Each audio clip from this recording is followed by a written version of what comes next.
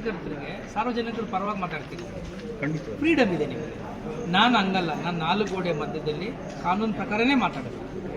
ಆ ಕಡೆಯವನು ಹೆಚ್ಚು ಮಾತಾಡೋದು ನನಗೆ ಅದು ಸಂಬಂಧ ಏನಿಲ್ಲ, ನನ್ನ ಪಡೆ ನಾನು ಕೆಲಸ ಮಾಡ್ತೀನಿ ಸರ್. ಆಮೇಲೆ ಇನ್ನೊಂದು, ಇಲ್ಲಿ ಸ್ಕೂಲುಗಳಿಗೆ ಕೇಂದ್ರೀಯ ವಿದ್ಯಾಲಯ ಸ್ಕೂಲ್ ಇದೆ, ಇಲ್ಲಿಂದ ಮತ್ತು ಬಂಗಾರಪೇಟೆಯಿಂದ ಆಟೋಗಳಲ್ಲಿ ಮಕ್ಕಳನ್ನ ಸಾಗಾಣಿಕೆ ಮಾಡ್ತಾರೆ, ಟ್ರಾನ್ಸ್ಪೋರ್ಟ್. ಅದನ್ನು ಸುದ್ದಿ ಮಾಡಿದ್ವಿ, ಏನೂ ಕ್ರಮ ಕೈಗೊಂಡಿಲ್ಲ. ನೀವು ಬೇಕಿದ್ರೆ ಭೇಟಿ ಮಾಡ್ಬೋದು. ಸ್ಕೂಲ್ ಬಿಡೋ ಟೈಮ್ಗೆ ಮತ್ತು ಬೆಳಗ್ಗೆ ಓಪನ್ ಆಗೋ ಟೈಮ್ಗೆ ಬರೀ ಆಟೋಗಳಿಗೆ ತುಂಬಿರುತ್ತೆ. ಇವ್ರು ಹೇಳ್ದಂಗೆ ಗ್ಯಾಸಿಂದ ಸಣ್ಣ ಗ್ಯಾಸ್ ಅದರಿಂದನೇ ಸಮಸ್ಯೆ ಆದಂಗೆ ಆಟೋಗಳಿಂದ ನಾಳೆ ಬೆಳಗ್ಗೆ 10 ಕಿಲೋಮೀಟರ್ 12 ಕಿಲೋಮೀಟರ್. ಇದನ್ನು ನಾವು ಈ ವಿಚಾರನ ಟ್ರಾನ್ಸ್ಪೋರ್ಟ್ ಕಮಿಟಿ ಅಥಾರಿಟಿ ಮೀಟಿಂಗಲ್ಲೂ ಕೂಡ ರೈಸ್ ಮಾಡಿ ಬಂದಂಥ ಮಾಲೀಕರುಗಳಿಗೆ ಮತ್ತು ಆಟೋ ಡ್ರೈವರ್ಸ್ ಅಸೋಸಿಯೇಷನು ಮತ್ತು ಕೆಲವು ಟ್ರಕ್ಗಳಲ್ಲೂ ಕೂಡ ಓವರ್ಲೋಡ್ ಮಾಡಿಕೊಂಡು ಇದೆಲ್ಲ ಮಾಡ್ತಾರೆ. ಅದನ್ನು ಮಾಡಬಾರ್ದು ಮತ್ತು ಆಗಾಗ ನೀವು ಅದನ್ನು ಕಾರ್ಯಾಚರಣೆ ಮಾಡಬೇಕು ಅಂತ RTO ಮತ್ತು ಇಲ್ಲಿ ಇರ್ತಕ್ಕಂಥ ART ಇಬ್ಬರಿಗೂ ಡೈರೆಕ್ಷನ್ ಕೊಟ್ಟಿದ್ದೀವಿ. ಆಮೇಲೆ ಪತ್ರಿಕೆಯಲ್ಲಿ ನೀವು ತರ್ತೀವೋ ನಾನು ಚೆಕ್ ಮಾಡ್ತೀನಿ, ನೀವು ಯಾವ ಗಮನಕ್ಕೆ ತರ್ತೀರೋ ಡೆಫಿನೆಟ್ ಆಗಿ ಅವ್ರಿಗೆ ಕೇಳಿದ್ರೆ ಸ್ಟಾಫ್ ಇಲ್ಲ ಹಂಗೆ ಹೇಳ್ತಾರೆ. ಆ ಪ್ರಶ್ನೆ ಅದಲ್ಲ, ಸ್ಟಾಫ್ ಇಲ್ಲಾಗಿಲ್ಲ ಪ್ರಶ್ನೆ ಆಗೋದಿಲ್ಲ. ನೀವು ಹೋಗಬೇಕು, ಬೆಳಿಗ್ಗೆ ಶಾಲೆಗೆ ಹೋಗೋ ಸಮಯದಲ್ಲಿ ಮಕ್ಕಳ ದೃಷ್ಟಿಯಿಂದ ಅದನ್ನು ನೀವು ಗಮನಿಸಬೇಕು ಅಂತ ಹೇಳಿ. ಕೇಂದ್ರೀಯ ವಿದ್ಯಾಲಯ ಸ್ಕೂಲ್ ಬಂದು ಬೆಮೆಲ್ ನಗರ್ ಪೊಲೀಸ್ ಸ್ಟೇಷನ್ ಹಿಂಭಾಗನೇ ಬರುತ್ತೆ. ಆಮೇಲೆ SLC ರಿಸಲ್ಟ್ ಸರಿ 3300 ಮಕ್ಕಳು ನಮ್ಮಲ್ಲಿ ಬರೆದಿದೆ. ಅದ್ರಲ್ಲಿ ಬಹುತೇಕ 1700 ಮಕ್ಕಳು ಕನ್ನಡ ಸಬ್ಜೆಕ್ಟ್ ಫೇಲ್ ಆಗಿದ್ದಾರೆ. ಅದರಲ್ಲಿ ಸರ್ಕಾರಿ ಶಾಲೆಗಳಲ್ಲಿ ಬಹುತೇಕ ಪಾಸ್ ಆಗಿದ್ದಾರೆ.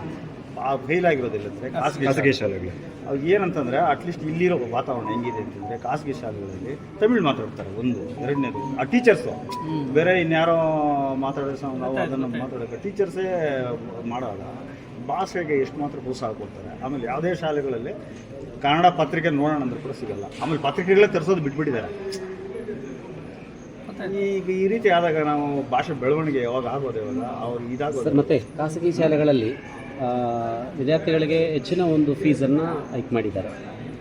ಅದು ಮತ್ತು ಈಗ ಯೂನಿಫಾರ್ಮ್ ಆಗ್ಬೋದು, ಬುಕ್ಸ್ ಆಗ್ಬೋದು ಎಲ್ಲ ಅವರೇ ಇಶ್ಯೂ ಮಾಡಿಕೊಂಡು ಅದರಲ್ಲೇ ಫೀಸ್ ಸೇರಿಸ್ಬಿಟ್ಟು ಇದು ಮಾಡ್ತಾ ಇದ್ದಾರೆ ಸರ್. ಅದಕ್ಕೆ ಯಾವ ರೀತಿ ಪಾಲಿಸಿ ಖಾಸಗಿ ಶಾಲೆಗಳಲ್ಲಿ ಸರ್ಕಾರದಲ್ಲಿ ಆಗುವಂಥ ತೀರ್ಮಾನಗಳು ಮತ್ತು ಇದು ಇಡೀ ರಾಜ್ಯದಂತೆ ಇರತಕ್ಕಂಥ ಸಮಸ್ಯೆ. ಇದು KGF ಕೋಲಾರಕ್ಕೆ ಮಾತ್ರ ಅಲ್ಲ, ಪಾಲಿಸಿ ಮ್ಯಾಟರ್ಸ್. ಆದ್ದರಿಂದ ಶಿಕ್ಷಣ ಇಲಾಖೆಯವರು ಅವರು ಕ್ರಮ ತಗೋತಾರೆ. ನಮ್ಮ ಗಮನಕ್ಕೆ ಬಂದಾಗ ಸಾರ್ವಜನಿಕರಿಗೆ ತುಂಬ ಈ ಥರ ಸಮಸ್ಯೆಗಳಾದಾಗ ನಾವು ಸರ್ಕಾರಕ್ಕೆ ವರದಿ ಕೊಡ್ತೀವಿ. ಆ ವರದಿ ಮೇಲೆ ಸರ್ಕಾರ ಸರ್ಕಾರದ ಮಟ್ಟದಲ್ಲಿ ಆದೇಶ ಆಗಿದೆಯಲ್ಲ ಸರ್, ಖಾಸಗಿ ಶಾಲೆಗಳು ಯಾವುದೇ ಕಾರಣಕ್ಕೂ ಪುಸ್ತಕ ಮತ್ತು ಯೂನಿಫಾರ್ಮ್ಗೆ ಅವರು ದುಡ್ಡು ತಗೊಳ್ಳಂಗಿಲ್ಲ ಅಂತ. ಅದು ಏನೋ ಸ್ಪೆಸಿಫಿಕ್ ಆಗಿ ಕಂಪ್ಲೇಂಟ್ ಬಂದರೆ ಡೆಫಿನೆಟ್ ಆಗಿ ವಿಲ್ ಇನಿಷಿಯೇಟ್ ಆ್ಯಕ್ಷನ್. ಅವ್ರ ಮಾನ್ಯತೆ ಇದ್ದರೆ ಮಾನ್ಯತೆ ರದ್ದುಪಡಿಸೋ ಕೆಲಸವನ್ನು ಕೂಡ ನಾವು ಮಾಡ್ತೀವಿ. ಬಟ್ ರಿಪೋರ್ಟ್ ನಮಗೆ ಸಂಬಂಧಪಟ್ಟ BEO ಮತ್ತು DDP ಅವ್ರಿಗೆ ಚಾನಲಲ್ಲಿ ಬರಬೇಕು. ಯಾಕಂದರೆ ಸಂಬಂಧಪಟ್ಟಂಥ ಇಲಾಖೆ ಅವರಲ್ಲ ಸರ್. ಮತ್ತೆ ಕೆಲವು ಶಾಲೆಗಳು ಅನುಮತಿ ಪಡ್ಕೊಂಡಿರೋದೇ ಬೇರೆ. ಸ್ಪೆಸಿಫಿಕ್ ಆಗಿ ಕೊಡಿ ಮಿಸ್ಟರ್ X ಹಿಂಗೆ ಮಾಡ್ತಾವನೆ ಅಂತೇಳಿ X ಮೇಲೆ ನಾವು ಪ್ರಹಾರ ಬೀಳ್ಸೋಣ. ಓಕೆ, ಈಗೇನಿಲ್ಲ ಸರ್, ಇವರು ಕೊಟ್ಟಿದ್ದಾರೆ. ಅದೇ ಇವ್ರು ಮಾಡಿದಾರಲ್ಲ ಸರ್. ಈಗ ತಾವು ಬಂದು ಉದ್ದೇಶ ಇಲ್ಲ, ನಾವು ರಿವ್ಯೂ ಮಾಡ್ತಾ ಇರ್ತೀವಲ್ವ, ಆಗಾಗ ತಾಲೂಕಿಗೆ ಹೋಗೋಣ.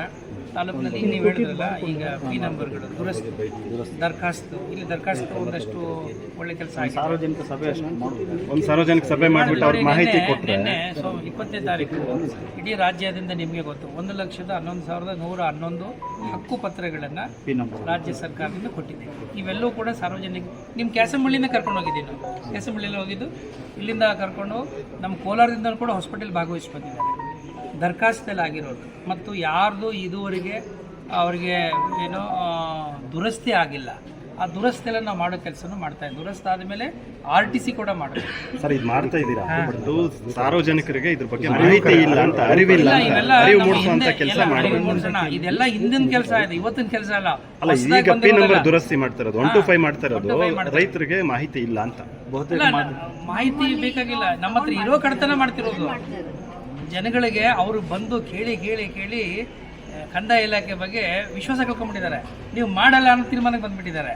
ಅದನ್ನು ಸಾರ್ವಜನಿಕರಲ್ಲಿ ವಿಶ್ವಾಸ ಮೂಡಿಸೋ ಕೆಲಸ ಈ ಸರ್ಕಾರ ಬಂದ ಮೇಲೆ ಮಾಡ್ತಾ ಇರೋದು. ಅದನ್ನು ನಮ್ಮ ಹತ್ರ ಇರೋದನ್ನೇ ನಾವು ಮಾಡ್ತಾ ಇದ್ದೀವಿ. ಅದಕ್ಕೆ ಇವ್ರಿಗೆ ಏನು ಹೇಳಿದ್ದೀನಿ ತಹಶೀಲ್ದಾರ್ಸ್ಗಳಿಗೆ, ಸಪೋಸ್ ಯಾರು ಬರ್ತಾರೆ ರೈತರು ನಿಮ್ಮ ಹತ್ರ ಬರ್ತಾನೆ ಇರ್ತಾರೆ, ನೋಡಿ ನಮ್ಮದು P ನಂಬರ್ಲಿದೆ, ದುರಸ್ತಿ ಆಗಿಲ್ಲ ಅಂತ, ಅಂಥದ್ದನ್ನ ಫಸ್ಟ್ ಪ್ರಿಫರೆನ್ಸ್ ಕೊಡಿ ಅಂತ ಹೇಳಿ. ಈ ಕೆಲವರು 53, 57 ಅಲ್ಲೆಲ್ಲ ಅರ್ಜಿಗಳು ಹಾಕೊಂಡಿದ್ದಾರೆ. ಅದು ಇನ್ನೂ ಬಗೆಹರಿದಿಲ್ಲ. ಅದಾಗೋಗಿ ನಮ್ಮ ಇಡೀ ಈ ತಾಲೂಕಿನಲ್ಲಿ ಎಷ್ಟು ಸಾವಿರ ಅರ್ಜಿಗಳು ಬಂದಿದೆಯೋ ಅದರಲ್ಲೆಲ್ಲ ರಿಜೆಕ್ಟ್ ಆಗೋಗಿದೆ. ಬೇರೆ ಕಾರಣಗಳು ರಿಜೆಕ್ಟ್ ಆಗಿಬಿಟ್ಟು ಇವರಲ್ಲಿ ಇರ್ತಕ್ಕಂಥ ಎಲಿಜಿಬಲ್ ಇರ್ತಕ್ಕಂಥದ್ದು 52 ಅಷ್ಟೇ ಕೇಸಸ್ ಇರೋದು. ಒಟ್ಟು ಎಷ್ಟು ಸಾವಿರ? 4,000 ಚಿಲ್ಡ್ರನ್ನಲ್ಲಿ ಎಲ್ಲ ಅರ್ಜಿದಾರರು ಅವರೆಲ್ಲರೂ ಇನ್ನೂ ಇದ್ದಾರೆ. ಜಮೀನಲ್ಲಿದ್ದಾರೆ, ಜಮೀನಲ್ಲಿ ಆದ್ರೆ ಅವರು ಅನುಭವದಲ್ಲಿದ್ದಾರೆ. ಅರ್ಹತೆ ಬೇಕಲ್ಲ. ಸರ್ಕಾರ ಕೆಲವೊಂದು ಮಾನದಂಡಗಳು ಇಟ್ಟಿದೆ. ಆ ಮಾನದಂಡಗಳ ಪ್ರಕಾರ ಅವರು ಅರ್ಹರಲ್ಲ. ಅರ್ಹತೆ ಇರ್ತಕ್ಕಂಥವು ಎಷ್ಟು? 52 ಕೇಸು. ಆ 52 ಕೇಸನ್ನ ನೀವು ಹೇಳಿದ್ರಲ್ಲ ಈಗ, ಅದನ್ನು 1 to 5 ಅಂತ ಏಕೆ ಮಾಡ್ತೀವಿ ಅಂದರೆ ಅದನ್ನೆಲ್ಲ ವೆರಿಫೈ ಮಾಡಿ ಮೂಲ ಅವರ ಒಂದು ಕಡತವನ್ನು ಪರಿಶೀಲನೆ ಮಾಡಿಬಿಟ್ಟು ದುರಸ್ತ್ ಮಾಡಿ RTC ಮಾಡಿಸೋವರೆಗೂ ನಮ್ಮ ಜವಾಬ್ದಾರಿ. ಕಡತನೇ ಇಲ್ಲ. ಕಡತ ನೋಡಿ, ಅದು ಎರಡನೇ ವಿಚಾರ. ಕೆಲವು ಸಂದರ್ಭಗಳಲ್ಲಿ ಮೂಲ ಕಡತ ನಾಪತ್ತೆಯಾಗಿದೆ ಅಥವಾ ಕಡತಗಳು ಮಧ್ಯದಲ್ಲಿ ಇಲ್ಲ. ಆ ಕಡತ ಇಲ್ಲದೆ ಹೋದಾಗ ಏನು ಮಾಡಬೇಕು? ಅವ್ರದನ್ನ ಇದನ್ನು ಮಾಡಲಿಕ್ಕೆ ಏನೋ ಮತ್ತೆ ಅದನ್ನು ರೀಬಿಲ್ಡ್ ಮಾಡಲಿಕ್ಕೆ ಅವಕಾಶ ಇದೆ. ಅಂಥದ್ದು ನೈಜತೆ ಇಲ್ಲ ಅಥವಾ ಬೇರೆ ಬೇರೆ ದಾಖಲೆಗಳಿದೆ ಅಂತಂದರೆ ಒಂದು ಮಿಸ್ಸಿಂಗ್ ಫೈಲ್ ಕಮಿಟಿ ಅಂತಿದೆ ನಮ್ಮ ಜಿಲ್ಲಾಧಿಕಾರಿ ಅಧ್ಯಕ್ಷತೆಯಲ್ಲಿ. ತಹಶೀಲ್ದಾರ್ ಅದನ್ನ ಅಲ್ಲಿಗೆ ತಗೊಬಂದರೆ ಅಲ್ಲಿ ಕೂಡ ಪರಿಶೀಲನೆ ಮಾಡಿಬಿಟ್ಟು ಫೈನಲ್ ಆಗಿ ತೀರ್ಮಾನ ಮಾಡಿ. ಸರ್ ಮತ್ತೆ ಇನ್ನೊಂದು ಸಮಸ್ಯೆ ಏನು ಅಂದರೆ, ಈಗ ಬಂಗಾರಪೇಟೆಯಿಂದ KGFಗೆ ಹೊಸ ತಾಲೂಕು ಇದು ರಚನೆ ಆಯಿತು.